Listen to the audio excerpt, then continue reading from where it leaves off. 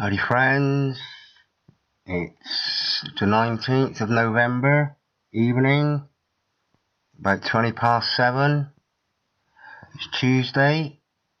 I just want to bring attention to this. Judge refuses to gag anti-5G street lights campaigner, stating the public have a right to know. This is in the Chronicle Live, up north, somewhere. Gateshead Council and Mark Steele's ongoing dispute over the baby-killing technology takes another twist. Updated 12th October 2018. I'll leave a link. There's a video. I think that's a still. No, it's the video.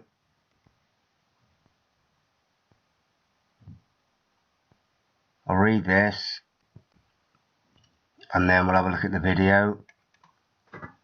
The judges refused to gag an anti-5G lighting campaigner, ruling the issue should be debated. Mark Steele claims 5G kills babies and causes cancer and believes it's secretly being used in Gateshead. The council denies this and applied for an injunction to limit what the 57-year-old could even post online about 5G. But recorder Nolan QC said he refused to gag him, adding, the public have a right to know. Outside the court, protesters, some dressed like World War I soldiers, used microphones to air their 5G concerns.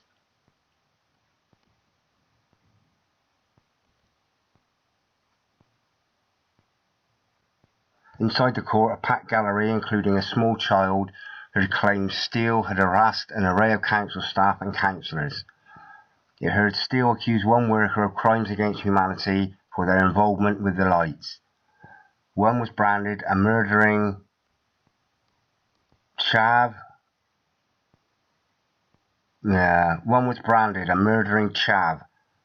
While another, repairing a street light, was called a baby killer, the court was told.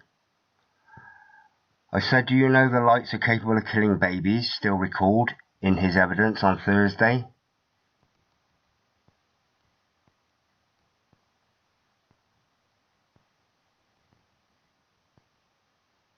He claims that worker, like several of the alleged harassment victims, laughed at him. After speaking after the Newcastle County Court hearing, Steele said he was aware he'd been ridiculed at times for his beliefs. These, the court heard, included claims 5G is linked to birds and bees dying across Gateshead. I don't blame anyone for laughing, he told Chronicle Live. 5G is not safe. Why are they forcing this hazardous technology on the public when they know it has a multitude of health risks attached? Good question. I'm an expert in this particular field and I find it unbelievable, and I don't expect anyone not find it nonsensical. But this is happening. Now Steele has offered an olive branch to Gateshead Council, urging bosses to sit down and discuss the issue with him.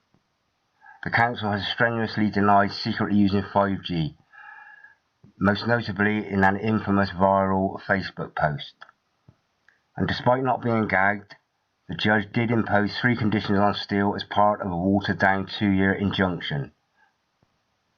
The conditions prohibit him from breaking harassment laws and limit who he can film. The interim order imposed in July was much tougher, restricting what he could post on Facebook.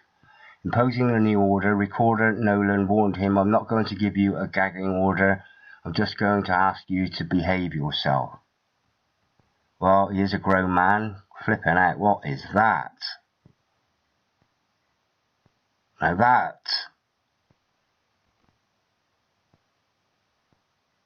looks deadly. trials. 5G mobile data trials. Trials. Well, surely if you're doing trials on something that's radioactive or generates radiation or generates microwaves, surely you would do it in a laboratory, lead-lined. I mean, I've been for quite a few x-rays at hospital recently, and the specialists go and hide behind a screen. And this is in the open air. Where can we hide? A trial is something that's done in a flipping laboratory under conditions. That's the trial. Then you release it on the public when it's deemed safe. Am I wrong? No, I'm not. During a hearing, Steele had denied the council's claim his behaviour had gone over the top. How much over the top can you get if they're still doing it? That's obviously not high enough, is it? Outside, he said he had acted proportionally. The children in my locality are bleeding from the nose. They are suffering from this technology, claimed the Percy Gardens inventor. In court, he claimed a series of boffins, including some at the prestigious Harvard University, now support his 5G fears. Gateshead Council previously dismissed them as entirely false. We don't know how these conspiracy stories start, but we are happy to report that this is exactly what these are, they wrote in a Facebook statement in April. These tales are completely untrue and you should ignore them. Mark Steele, outside the courts. He's free to roam, as long as he behaves himself, which, I mean, enough said.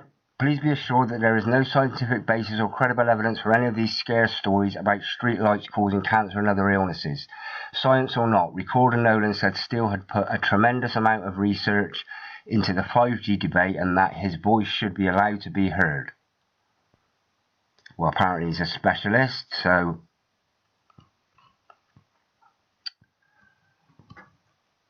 he should be allowed to be heard. It's an area which I can accept that there is an area of public concern, he added. And the public have a right to know. This is a free country. A Gateshead Council spokesman said, "We are pleased that the court agreed with the council that Mr. Steele's threatening and intimidating behaviour towards our staff and councillors were unacceptable and made an injunction order preventing him from continuing this behaviour for 2 years.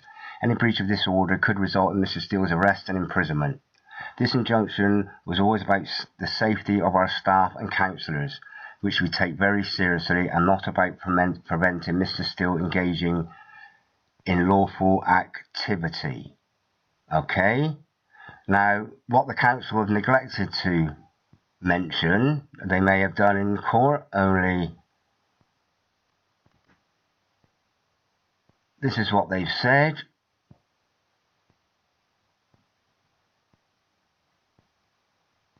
That's not what they've said.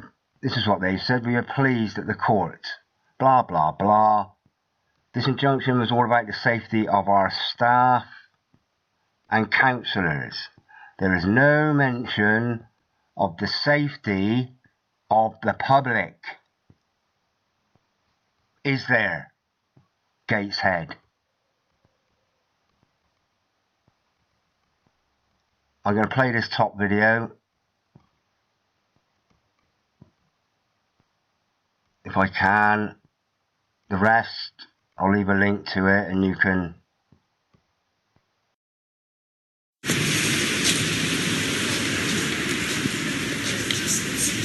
I have one of your cameras? No, just one. You've got two. That's greedy. Right, what did you take out of the rule of the day? I was absolutely really impressed with the judge.